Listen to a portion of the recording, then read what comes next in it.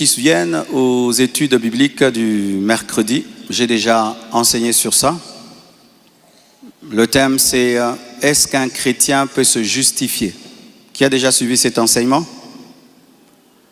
Je vous prie d'aller sur YouTube et de suivre cet enseignement que j'ai donné il y a très longtemps sur « Est-ce qu'un chrétien peut se justifier ?» Et la réponse que j'avais donnée, c'est qu'un chrétien ne peut pas se justifier devant Dieu. Parce que notre justice devant Dieu est acquise au travers de l'œuvre de Jésus-Christ pour nous. Mais est-ce qu'un chrétien peut se justifier devant les hommes? C'est là souvent la grande question et là où il y a beaucoup d'erreurs doctrinaux. Oui et non. Un chrétien peut se justifier devant les hommes et il peut aussi ne pas se justifier. Car il y a un temps où tu peux te justifier. Un temps, tu ne dois pas te justifier, mais un autre temps, tu dois te justifier. Tel est le but de mon message, de vous accorder un équilibre à ce sujet, avec les temps actuels que l'Église traverse. J'entends des hommes qui me demandent de prêcher sans tenir compte de la réalité de l'Église. C'est impossible, à moins d'être fou. Lorsque Paul constater des problèmes dans l'église de Corinthe, il en parlait. Quand il voyait des problèmes dans l'église de l'Éphèse, il en parlait. La plupart des épîtres que nous avons, ce sont des réponses à des problèmes. Mais on veut que les hommes de Dieu, lorsqu'ils traversent des moments difficiles, les petits, ce n'est pas important d'en parler, mais des choses qui peuvent toucher au ministère, détruire l'église, qu'on fasse semblant et qu'on pratique la politique de l'autruche. Vous connaissez l'autruche? L'autruche, lorsque elle est en danger ou il est en danger, qu'est-ce qu'il fait? Il creuse un trou, il met seulement sa tête dans le trou et tout le reste de son corps est dehors et il pense que le fait qu'il ne voit rien, il est protégé. Le fait qu'il ignore, le fait qu'il fait semblant, ça ne fait rien.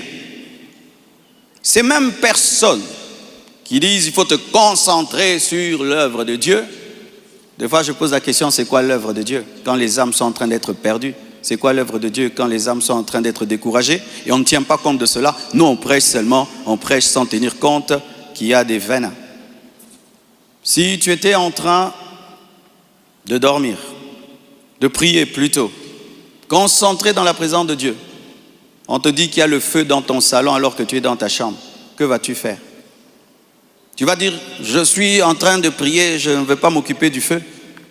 Tu vas arrêter ta prière et Dieu ne sera pas contre et tu iras éteindre le feu. Car si ce feu-là, tu ne l'éteins pas, il va te tuer toi et ta prière. Alors aujourd'hui, mes frères, je vais m'occuper du feu et nous allons l'éteindre au nom de Jésus.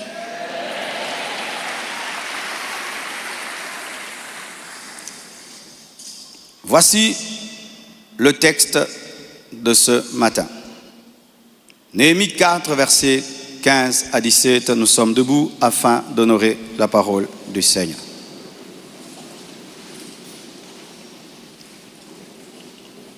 Lorsque nos ennemis apprirent que nous étions avertis, Dieu anéantit leurs projets et nous retournâmes tous à la muraille, chacun à son ouvrage.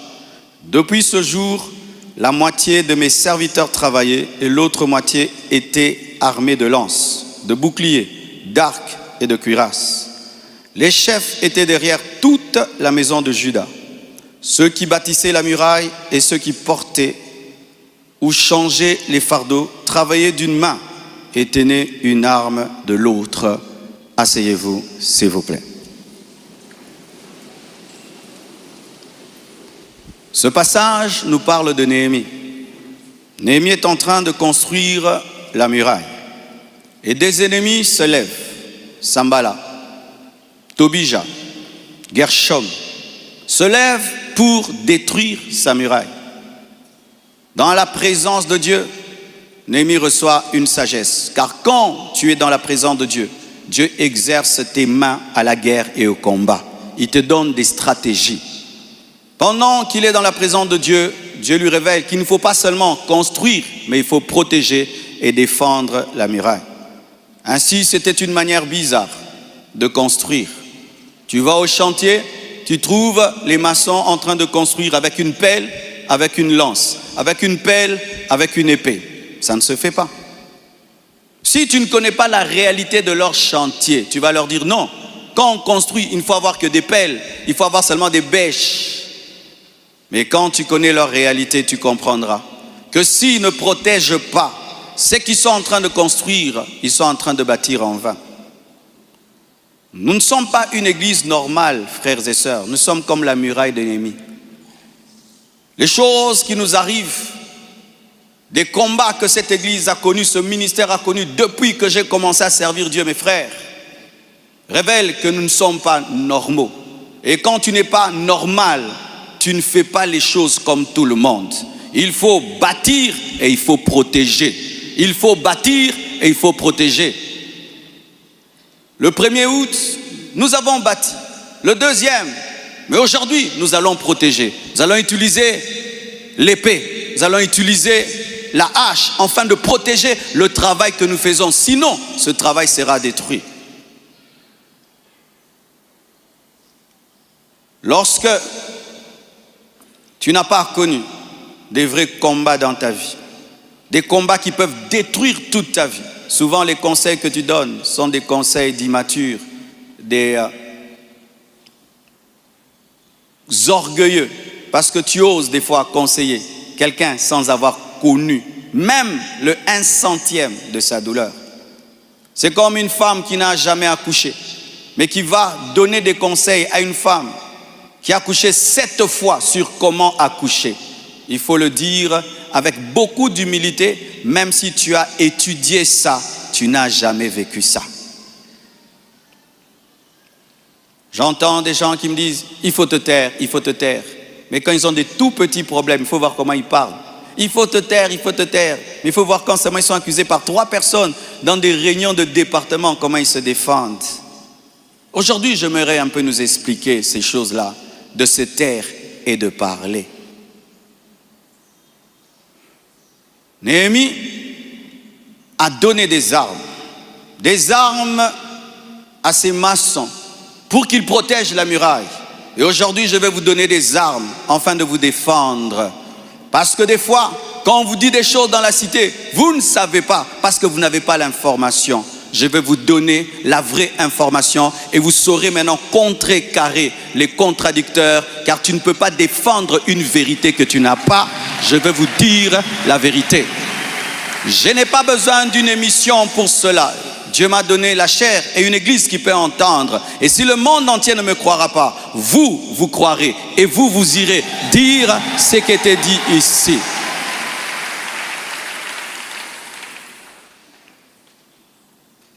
« 2 Corinthiens 10, versets 4 à 5, la Bible dit.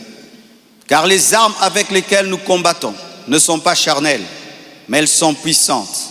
Par la vertu de Dieu, pour renverser des forteresses, nous renversons les raisonnements et toute hauteur qui s'élève contre la connaissance de Dieu et nous amenons toute pensée captive à l'obéissance de Christ. » Dans le ministère de Paul, il y avait 2 ennemis. 1, les puissants de ténèbres. 2, les faux raisonnements qui cherchaient à renverser et amener à l'obéissance à Christ. Le problème dans la marche avec Dieu, ce n'est pas seulement Satan, c'est aussi l'ignorance. C'est aussi une manière de mal réfléchir. Et souvent, les faux raisonnements, les forteresses proviennent d'une fausse connaissance, des faux enseignements. Les faux enseignements bâtissent en nous une mauvaise manière de réfléchir. Et lorsque tu as une mauvaise manière de réfléchir, tu périras. La Bible dit, mon peuple périt parce qu'il lui manque la connaissance. Lorsque tu n'as pas la vraie doctrine sur parler et se taire, ça va te détruire. Hier, dans mon salon, un oiseau est entré. Et il volait. Il cherchait le chemin pour sortir de là. Tout d'un coup, il cherchait à passer par la fenêtre. Il y a une grosse fenêtre dans le salon et il voulait passer par là, mais elle était fermée. Il était là. Pourquoi? Il voyait de l'autre côté des arbres. Il voyait de l'autre côté la lumière et se disait, la sortie c'est là. Et il a fait des heures. Mais au bas de cette vitre, il y avait une porte ouverte. Mais il ne s'est pas échappé parce qu'il n'avait pas la connaissance qu'il fallait qu'il baisse un peu seulement son vol et qu'il sorte de là. Et il y a beaucoup de gens qui sont dans des problèmes terribles parce qu'ils n'ont pas la connaissance à cause des enseignements déséquilibrés. Vous connaîtrez la vérité et la vérité vous affranchira. La vérité affranchit. La vérité délivre. La vérité donne la force. La vérité donne de l'assurance. Et j'ai vu au premier culte, après qu'ils aient entendu ce que j'ai dit, un voile a été arraché de leurs yeux et de leurs esprits. Et ils sont sortis forts pour affronter l'extérieur. Et c'est ce que nous allons faire encore. Vous connaîtrez la vérité et la vérité vous délivrera et vous affranchira.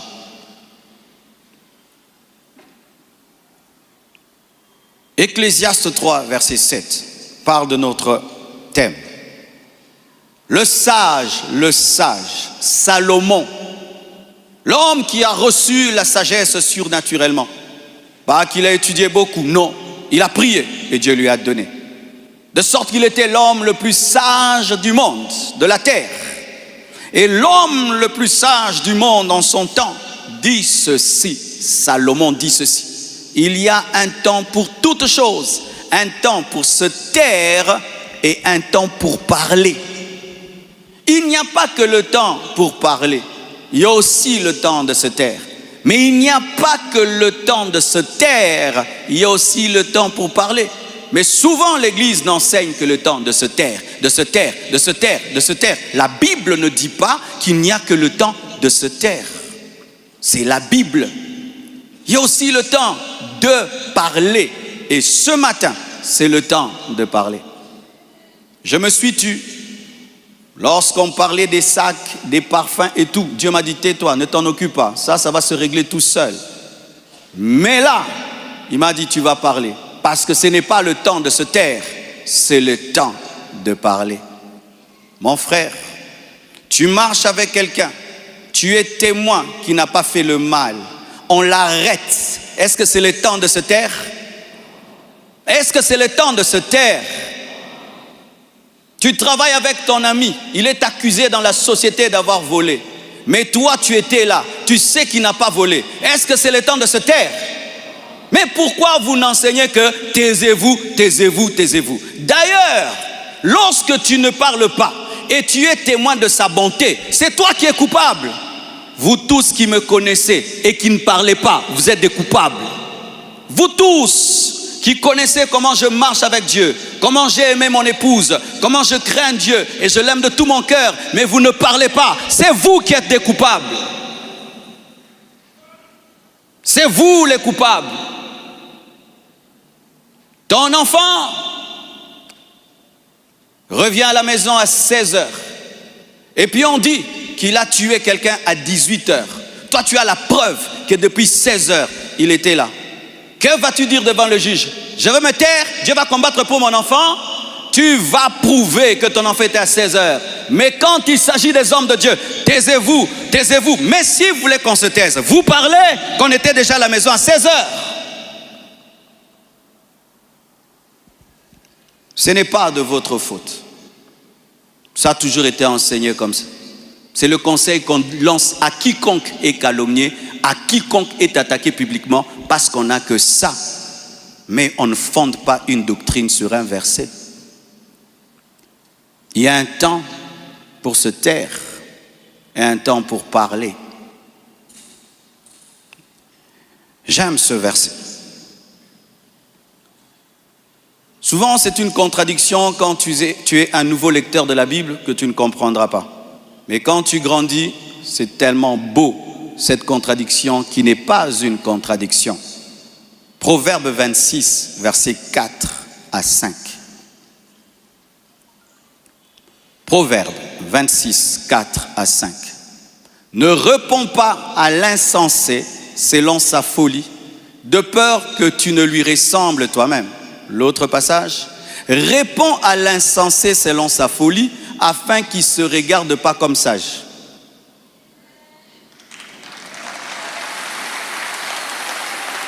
Comment comprenez-vous ce passage? La plupart des temps, nous aimons le premier verset. Ne réponds pas à un insensé, tu vas ressembler à un insensé.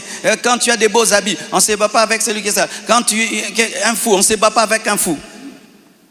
La Bible dit quoi? Il y a un temps pour ne pas répondre à un insensé de peur de lui ressembler. Mais il y a un temps pour répondre à l'insensé de peur qu'il pense qu'il est sage. Quand est-ce que tu accomplis ces deux versets? Selon la direction de Dieu. Il y a un temps, Dieu te dit, ne lui réponds pas, tu vas lui ressembler. Il y a un temps, Dieu dit, réponds-lui, il va croire qu'il est sage.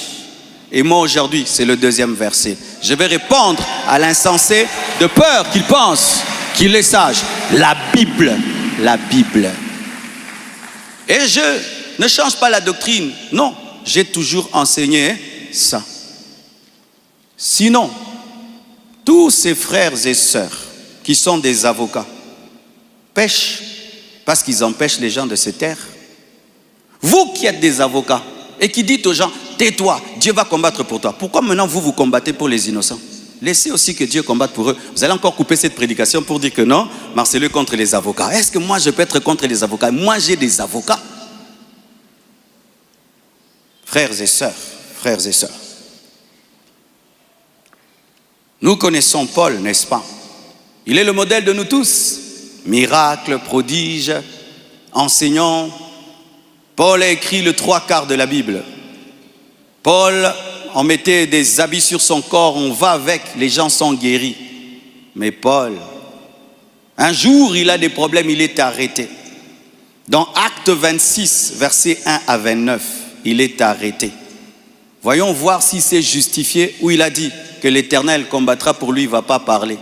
Lisons. Agrippa dit à Paul, il t'est permis de parler pour ta défense. Donc il t'est permis de te justifier, n'est-ce pas? Il t'est permis de parler pour ta défense. Et Paul, ayant étendu la main, se justifia en ces mots. Se justifia. Paul se justifia. Paul se justifia. Paul se justifia. Paul se justifia. Paul se justifia. Paul s'est tellement justifié que ça a pris tout un chapitre, 29 versets de justification. Ne connaissait-il pas la Bible qui dit « Gardez silence, l'Éternel combattra pour vous » Il connaissait, mais il savait que là, je dois parler pour que Dieu me défende. Il y a un temps, tu dois te taire et Dieu te défend. Mais un autre temps, tu dois parler pour que Dieu te défende au travers de tes propres paroles. Pour que Dieu te défende au travers de tes propres paroles. Pour que Dieu te défende au travers de tes propres paroles. C'est quand tu vois quelqu'un, il va devant un tribunal. Il dit, je n'ai pas besoin d'avocat, vous ne parlez pas bien. Moi-même, je parle. Et puis, il gagne le procès. Et écoutez Paul. Il t'est permis de parler pour ta défense. Et Paul, ayant étendu la main, se justifia en ces termes. Je m'estime heureux. Il était heureux de se justifier. Roi Agrippa, d'avoir aujourd'hui à me justifier devant toi de toutes les choses dont je suis accusé par les Juifs, car tu connais parfaitement leurs coutumes et leurs discussions. Il était heureux. Il a fait avec joie. Et tout ça, 1 à 29, ce n'est que la justification de Paul. Suis-je plus grand que Paul? Ne fondez pas votre doctrine sur un verset. Lisez toute la parole et vous aurez l'équilibre. Il y a un temps pour parler, un temps pour se taire, un temps pour se taire, un temps pour parler. Prenons le verset qu'on utilise toujours, Exode 14, verset 14. Vous êtes avec moi? L'Éternel combattra pour vous et vous gardez silence. Lorsque tu lis la Bible, on ne prend pas un verset comme ça. On lit la Bible dans son ensemble, dans son contexte. Par exemple, si tu prends la Bible, on dit, Jésus dit à Judas, toi aussi va faire de même. Tu vas croire que Jésus te dit de te pendre, n'est-ce pas? Mais quand tu prends le contexte d'Exode 14, verset 14, il s'agissait de quoi? Israël sort de l'Égypte. Devant lui, il y a la mer Rouge. À gauche, une montagne. À droite, une montagne. Derrière le pharaon. Israël commence à murmurer. Oh, nous allons mourir. Moïse, qu'est-ce que tu nous as fait? Nous allons mourir. Ils n'étaient pas face à des calomnies et des accusations. Ils étaient face à un besoin de miracle. Ce verset-là n'a pas été donné lorsqu'on t'accuse. Ce verset a été donné lorsque tu as des problèmes. Dieu te dit, sois calme, aie confiance, je vais faire le miracle. Ce n'est pas un verset qui parle de garder silence lorsqu'on te dit que tu as violé alors que tu n'as pas violé. Ce n'est pas le verset. Ce n'est pas le verset, mes frères, ce n'est pas le verset. Et beaucoup d'entre vous, tu pouvais déjà sortir de ton problème. Je me tais seulement. Mais ta réputation est en train de se détruire. Dieu ne t'a pas dit de te taire, il a dit de te justifier. Si vous n'êtes pas d'accord, un verset, il s'applique seulement à la chair. Dans la vraie vie, non. Mais vous tous, dans la vraie vie, vous vous justifiez. Dans vos couples, vous vous justifiez. Au travail, vous vous justifiez. À deux, vous vous justifiez. Mais la Bible, elle est la Bible seulement devant la foule. Et en secret, elle n'est pas la Bible. S'il ne faut jamais se justifier, même devant une personne, il ne faut pas se justifier. C'est souvent, ne te justifie pas en public, mais justifie-toi dans les réunions. Non, la Bible reste la Bible dans les réunions et en public. Il y a un temps de se taire en public, un temps de parler en public, un temps aussi de se taire en secret et de parler aussi en secret. Acclame le Seigneur.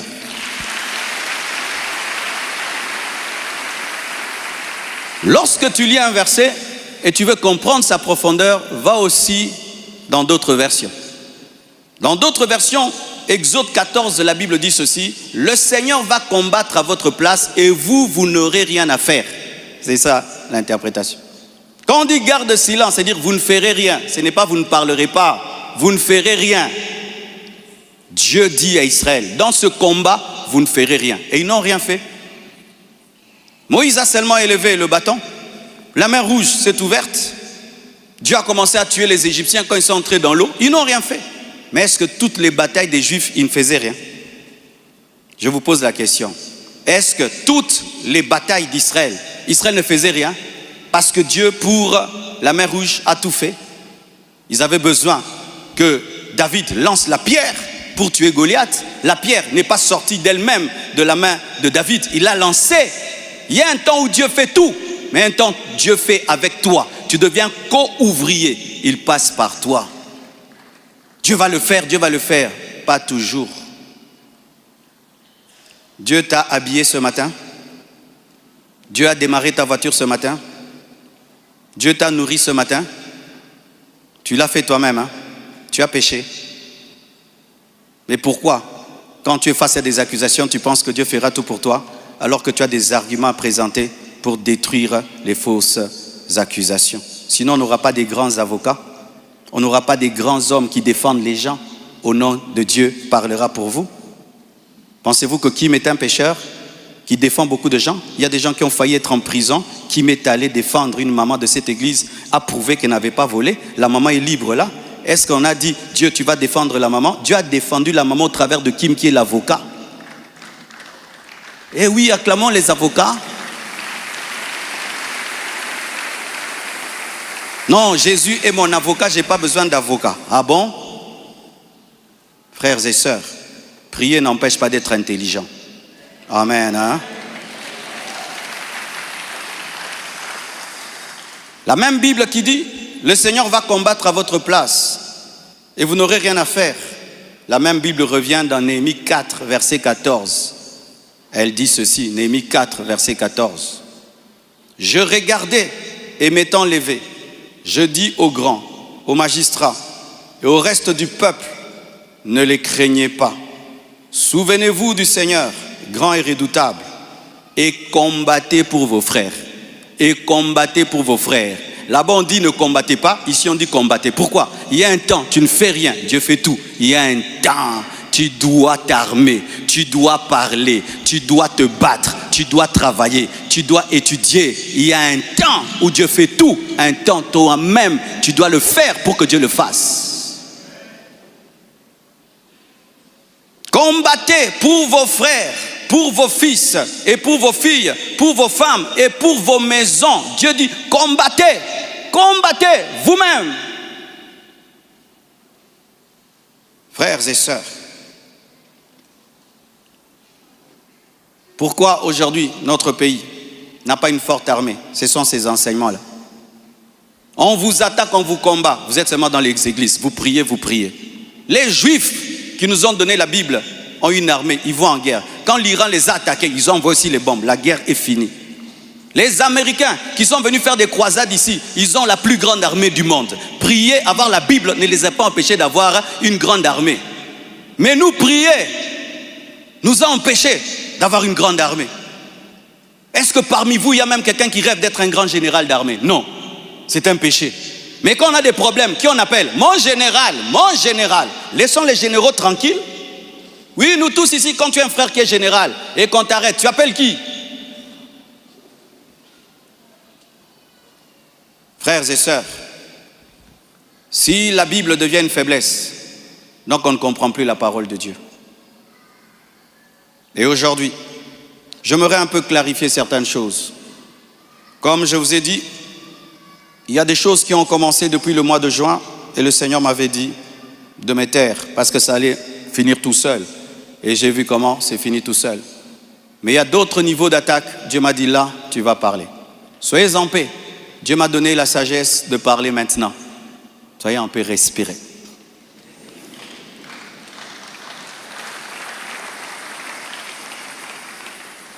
Désormais, lorsque j'aurai des choses très très importantes et pertinentes, j'écrirai et puis je lirai. Amen.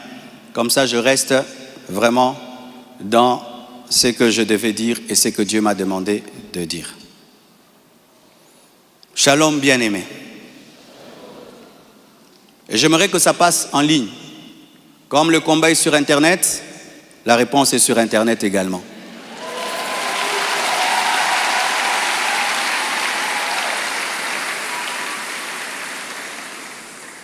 Je n'avais pas l'intention de m'exprimer publiquement à ce sujet, mais voyant le plan manifeste de l'ennemi, de s'aimer la division et de tenter de déstabiliser la communauté CREFEM, j'ai été conduit à sortir de mon silence. Et cela se fait aujourd'hui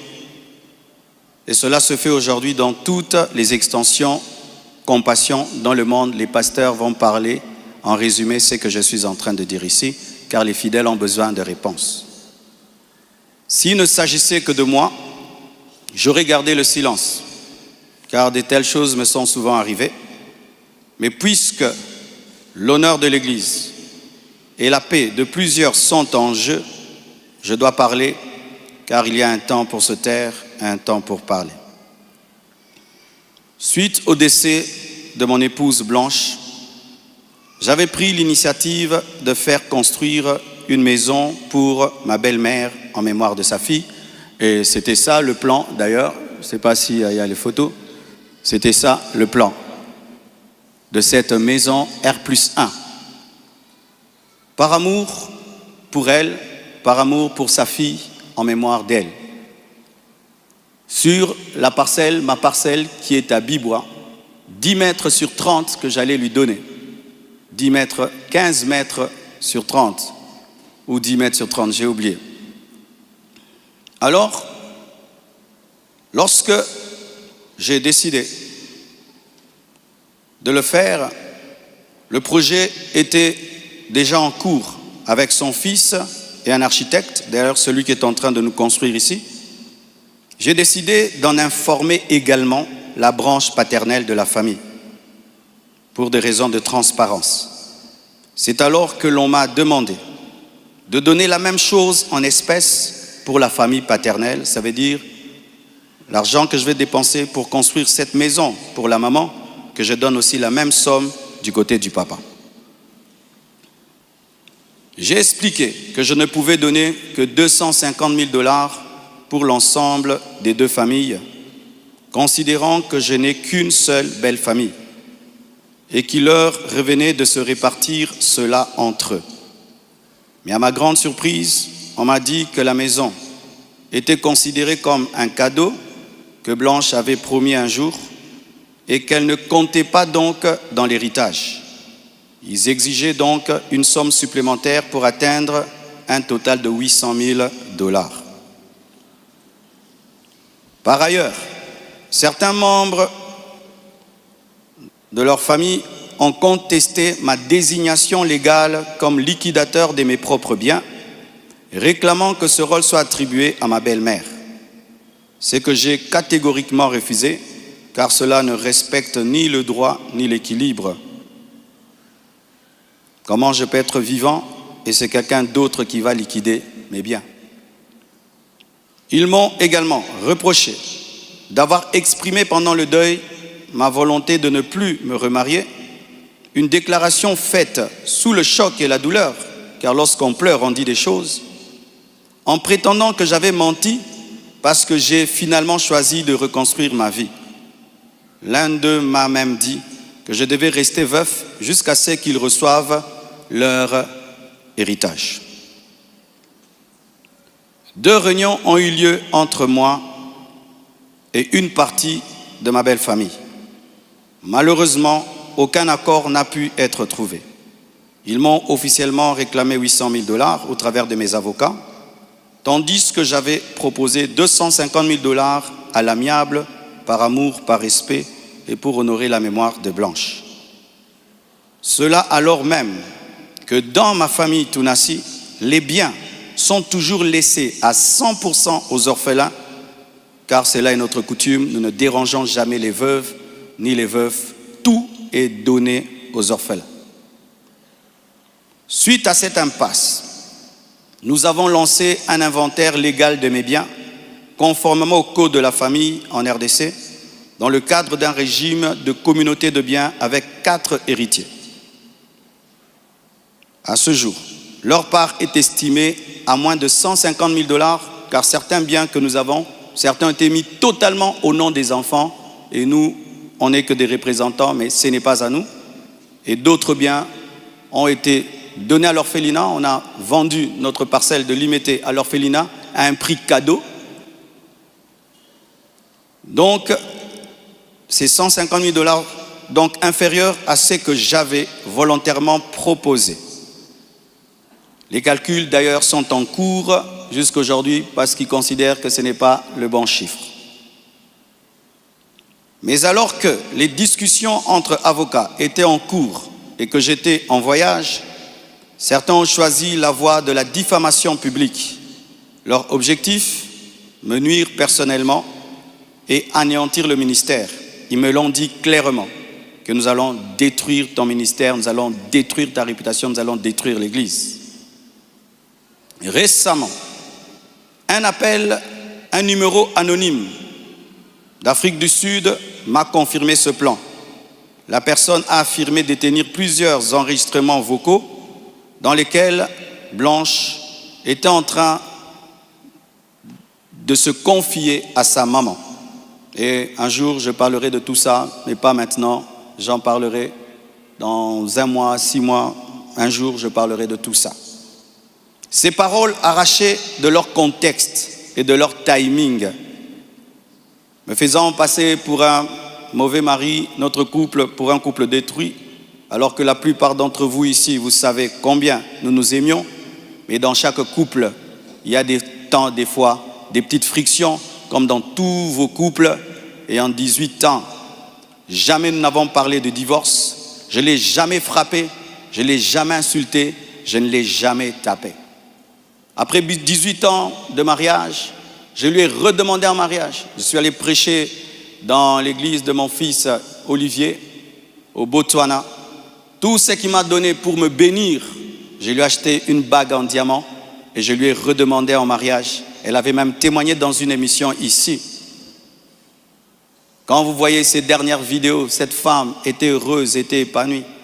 Aujourd'hui, on veut changer toute cette belle histoire en un couple détruit. C'est totalement faux. Ceux qui veulent me croire, croiront. Ceux qui ne veulent pas, ne croiront pas. Mais je sais qui je suis devant Dieu et comment j'ai fait de tout mon mieux pour que cette femme ne manque de rien et de rien et de rien. Je ne sais pas si un jour Oracle pourra m'appeler et je l'enregistrerai pour un jour sortir ces enregistrements. Des fois, je me pense être dans un film.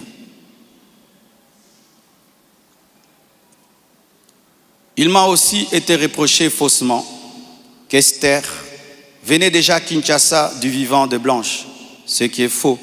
Vous pouvez aller à la DGM, c'est seulement le mercredi. Elle est venue quand? Mercredi qu'elle est venue. Et d'ailleurs, quand elle est arrivée à l'aéroport, la DGM devait l'amener parce que c'était sa première fois. Je l'ai rencontrée après le départ de Blanche au travers d'un ami. Avant cela, je ne la connaissais pas. On ne se connaissait pas. Et on dit que j'allais souvent au Canada, plus de 10 fois. De toute ma vie, je suis allé au Canada que 2 fois, pendant que Blanche était vivante. Et après, j'ai voulu aller, je n'ai pas eu le visa. Ceux qui font mes démarches de visa du Canada sont là. Je ne suis même pas allé 3 fois au Canada dans ma vie. Et ce qui est pire, on dit que j'ai pris ces biens, ces sacs, c'est plutôt ces habits, j'ai mis dans des sacs poubelles pour donner à la belle famille. Est-ce que toi, tu gardes tes habits dans des sacs poubelles pour que moi j'ai des sacs poubelles à mettre des vêtements? On a mis ces habits dans des valises et dans des gros sacs parce qu'il y en avait beaucoup. Quand ils sont venus prendre les habits, ils ont cru qu'il y en aurait quelques-uns. Il n'y avait pas assez de place dans leur voiture. J'ai dû leur prêter même un bus pour amener les habits. Il y avait au moins 4 grandes valises et des grands sacs. Les sacs là qu'on utilise quand on a trop de vêtements. Mais ce ne sont pas des sacs poubelles. Plus de 6, si j'ai oublié. J'ai même la photo, je compte parce qu'il faut être précis. C'est ça, 4 valises et 1, 2, 3, 4, 5, 6 grands sacs. Et si certains doutent, je vais vous envoyer tout ça au président des départements. Vous aurez ces photos. Tout ça, pourquoi?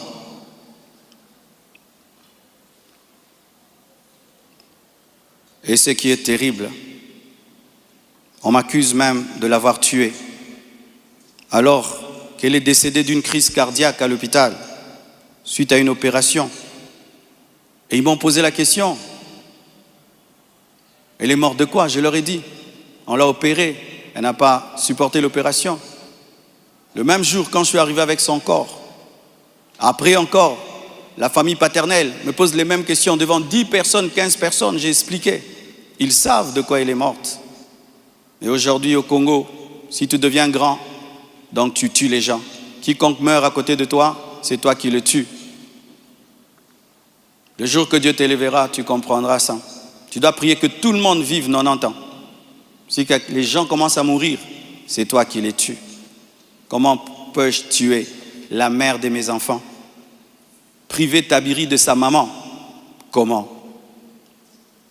Même toi, qui viens de te convertir, tu ne peux pas faire une telle chose. Moi, serviteur de Dieu. Elle est partie en Turquie samedi. Je l'ai suivie dimanche. On s'est rencontrés même avec papa à l'aéroport. Elle était déjà partie. Elle me disait de venir parce que pour son opération, il fallait que le mari signe. Et je suis arrivé, j'ai signé. Même pour une césarienne, on signe. Elle est partie, elle n'est jamais plus revenue. Et comment son corps est venu vite? Frère, le problème souvent, c'est que les gens attribuent aux autres leur pauvreté.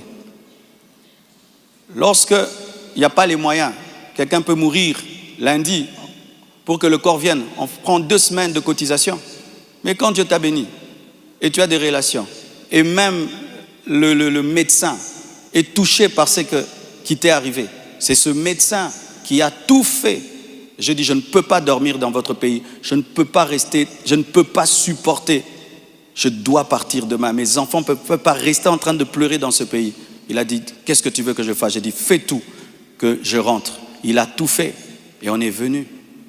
Et c'est la sorcellerie. Comment quelqu'un peut mourir tel jour? Du coup, vous prenez le corps, vous amenez, c'est trop vite. Donc vraiment,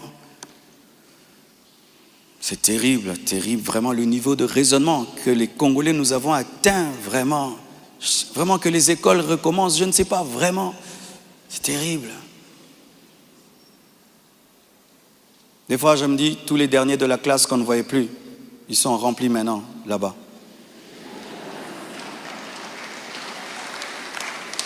Et vous savez, le dernier de la classe, le professeur donne un cours de 2 heures du temps, et puis il a 1 sur 10.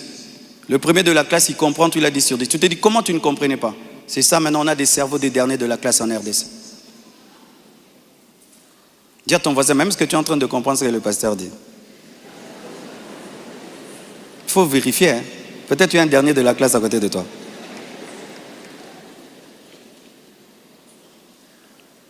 Tout cela n'est rien d'autre qu'un chantage, motivé par l'appât du gain, car cette personne me dira, donne-nous l'argent, nous avons des voices, sinon nous allons te détruire. Tout ça, c'est un chantage motivé par l'appât du gain. Pourtant, malgré tout, j'étais disposé, je suis disposé à donner 250 000 $ par respect pour Blanche et pour sa famille et pour la paix. Mais je ne peux pas accepter l'injustice d'une exigence démesurée de 800 000 $. Comme je vous dis toujours, cette église n'appartient pas à mes enfants. J'ai investi 26 ans de ma vie dans cette église, mais rien n'est à mes enfants. Qu'est-ce que mes enfants auront? Les quelques biens que j'ai, c'est à eux. Ils ne viendront pas un jour vous déranger ici. Et donc je ne peux pas donner par peur ou par chantage ce qui est à eux. Ils diront, tu es quel genre de père? Et l'église, ce n'est pas nous. Et ce que tu as n'est pas à nous. Je ne le ferai pas. C'est pourquoi j'aimerais dire aux veuves et aux veufs, ne vous laissez pas dépouiller. Ne vous laissez pas dépouiller. Ne vous laissez pas dépouiller.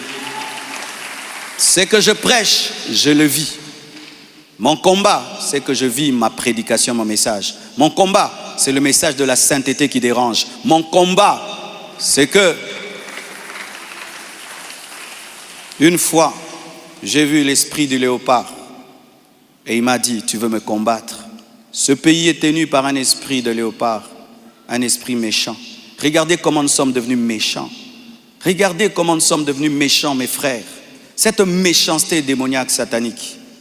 Et quand j'ai vu cet esprit, vous avez vu tout ce qu'on a connu. C'est pourquoi, pour finir, je vous prie, ne cédez pas à la haine. Au-delà des personnes visibles, il y a un combat spirituel. C'est une attaque de l'esprit de léopard que Dieu m'avait déjà révélé. Un esprit rusé et violent qui cherche à abattre les hommes de Dieu et à ravager les familles. Bénissez ceux qui vous persécutent. Priez pour ceux qui vous calomnient. Matthieu 5, verset 44. Ce n'est pas le moment de combattre dans la chair. Restons enracinés dans la vérité, dans l'amour et dans la prière. Pour ceux qui souhaitent des informations juridiques fiables, je vous invite à contacter mes avocats, le maître Béladé et le maître Abed, qui sont des fils de la maison.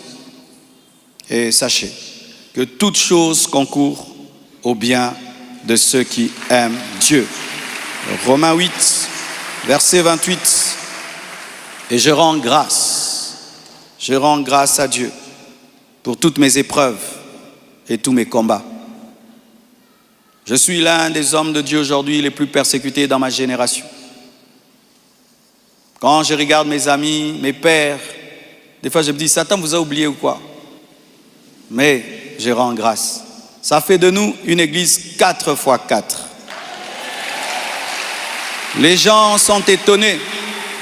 Comment cette église n'est pas morte? D'ailleurs, ça grandit. On vous insulte, vous allez à l'église. Vous allez mercredi, vous allez vendredi. Venez 25 matins, une église 4x4. Car ce qui ne te tue pas te rend fort. Et avec Dieu, nous ferons des exploits. Alléluia! Ce message est l'avant-dernier que je ferai à ce sujet. Après le suivant, dans des mois, pas 25 matins, je vous laisse tranquille, les mêmes équilibres, profondeur.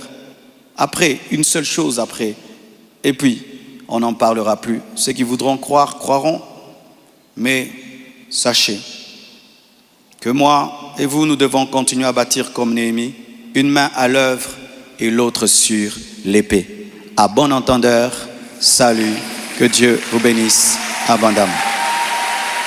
Acclamons le Seigneur. Nous sommes debout.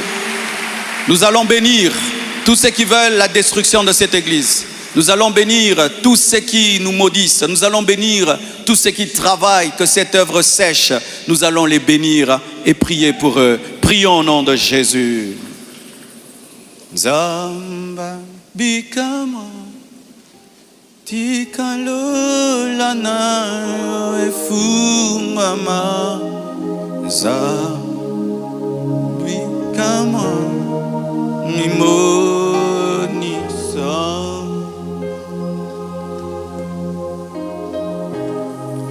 Zamba bikama tikalolana efungama Zamba bikama mimonisa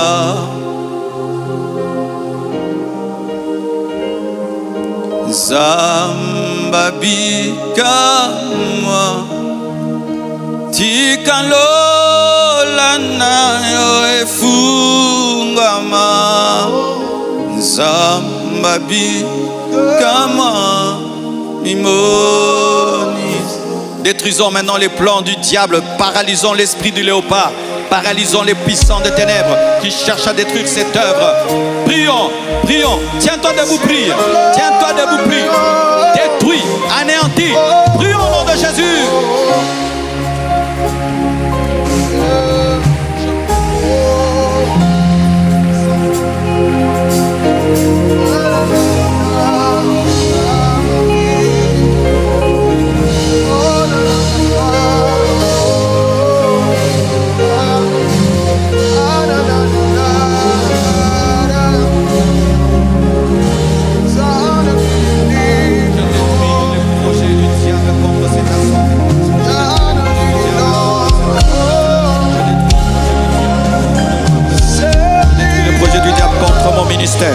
Que le feu du diable soit anéanti au nom de Jésus. Que les projets du diable soient anéantis au nom de Jésus. Que tous les complots maléfiques, démoniaques fomentés contre nous soient détruits au nom de Jésus. Au nom de Jésus. Au nom de Jésus. Au nom de Jésus. Au nom de Jésus. Au nom de Jésus. Au nom de Jésus. Au nom de Jésus.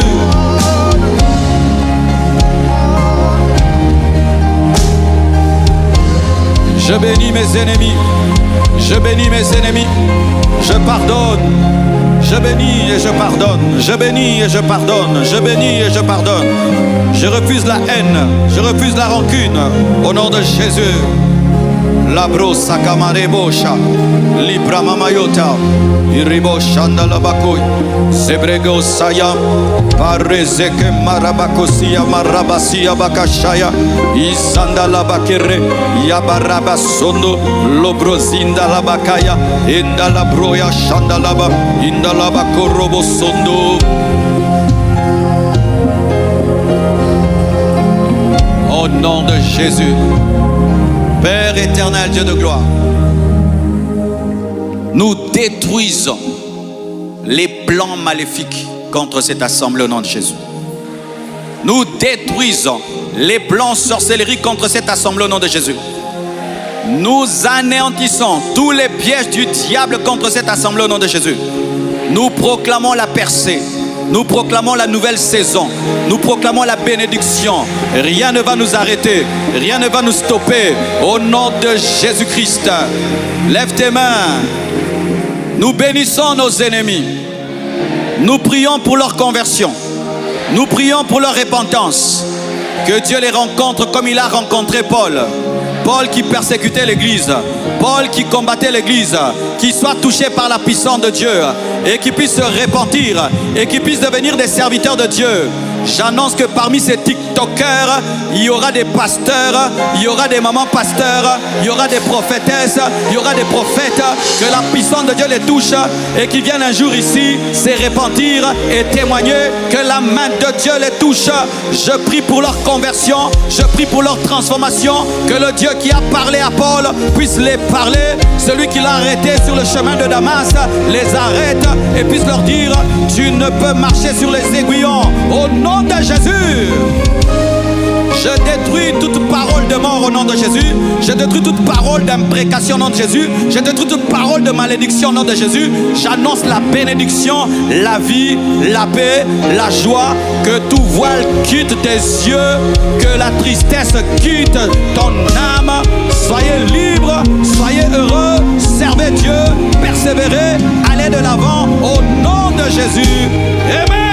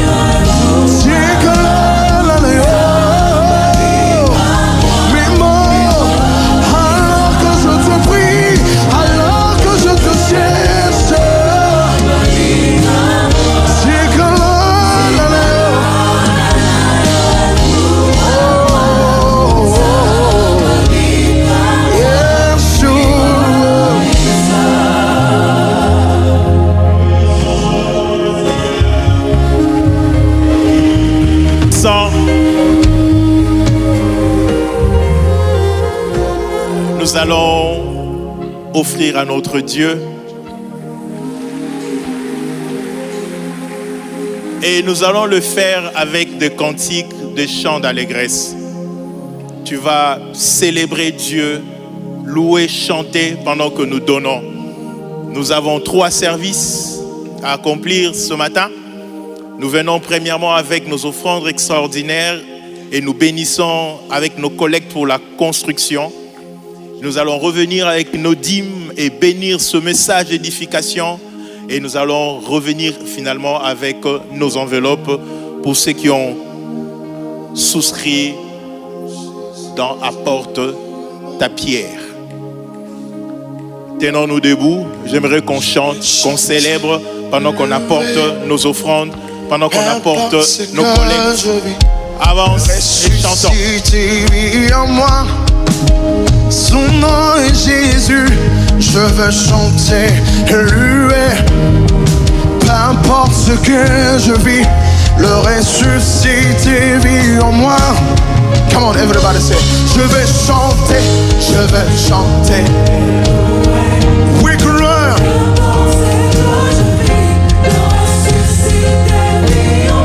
Oh, oh. Je veux chanter et louer. Peu importe l'adversité, je sais que le ressuscité vit en moi.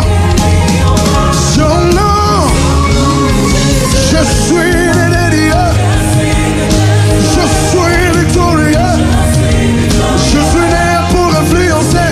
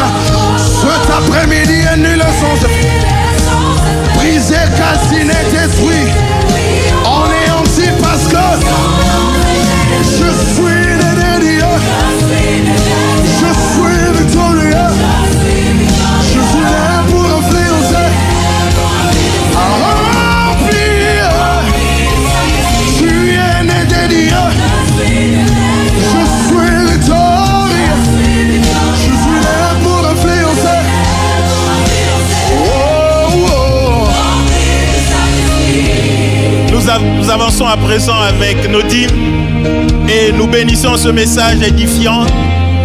Avance, nous chantons, nous célébrons. Come on, toute arme forgée est venue, le ressuscité, son nom, toute arme, la nuit comme les jours, c'est lui qui demeure sous l'abri du Très-Haut, repose à l'ombre du Tout-Puissant. Je suis né de Dieu, je suis victorieux, je suis né pour influencer. Je suis né de Dieu, je suis victorieux, je suis né pour influencer. Rempli du Saint-Esprit, c'est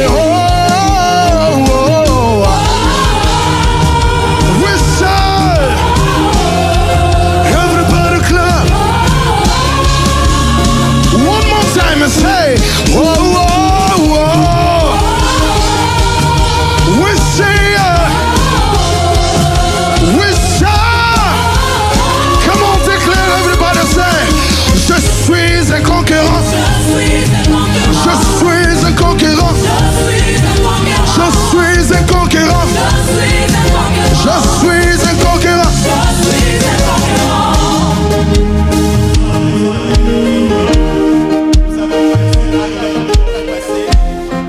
Ta pierre, avance avec si vous êtes prêts, chantons. Je suis un conquérant. Je suis un conquérant. Je suis je marche dans la victoire. Je marche dans la victoire. Je chante dans la victoire. Je marche dans la victoire. Parce que je suis enfant de Dieu. Je suis enfant de Dieu. We are the son of God. Jésus est mon papa. Jésus est mon papa. Yeah. Où sont le Fils de Dieu? On y va. Aïe, aïe, aïe, aïe, aïe, aïe. Où sont le Fils de Dieu? Qui peuvent pousser des cris de joie. Célèbre ton Dieu. Oh, pousse des cris de joie. On y va. One, two, check. Est-ce que tu peux louer le Seigneur? Enfant de Dieu, lève-toi. Célèbre ton Dieu. Fortifie-toi. Yeah. One more time. One, two, check. Enfant de Dieu, célèbre ton Dieu. Pousse des cris de triomphe. Yeah. Attention. One, two, everybody. Check. Bouge pour le Seigneur. Oh, pousse des cris de joie. Pousse à joie des cris.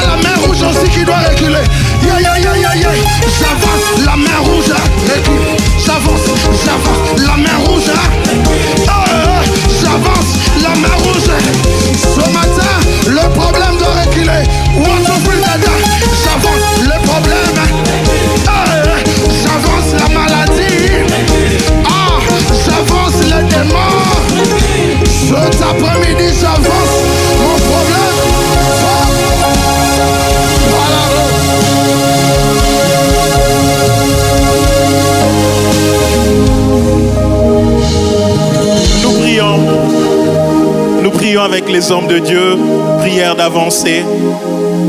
Cher président, cher prédicateur, cher enseignant, merci d'avancer. Nous courbons nos têtes, nous présentons au Seigneur nos offrandes, l'expression de notre gratitude, notre reconnaissance. Demandons à Dieu de nous agréer, de bénir l'œuvre de nos mains et de nous accompagner lui-même par son amour, encore une fois, puisqu'il a dit, pour vous, je chasserai l'ennemi qui dévore. Prions. Seigneur, tu as dit dans ta parole, mettez-moi de sorte à l'épreuve et vous verrez si je n'ouvrirai pour vous les églises du ciel. Voici par cette obéissance, nous apportons l'expression, Père éternel, de notre gratitude, de notre reconnaissance, l'œuvre de nos mains, bénie au centuple comme tu l'as fait avec Isaac. Cette année, nous voulons s'aimer et récolter au centuple.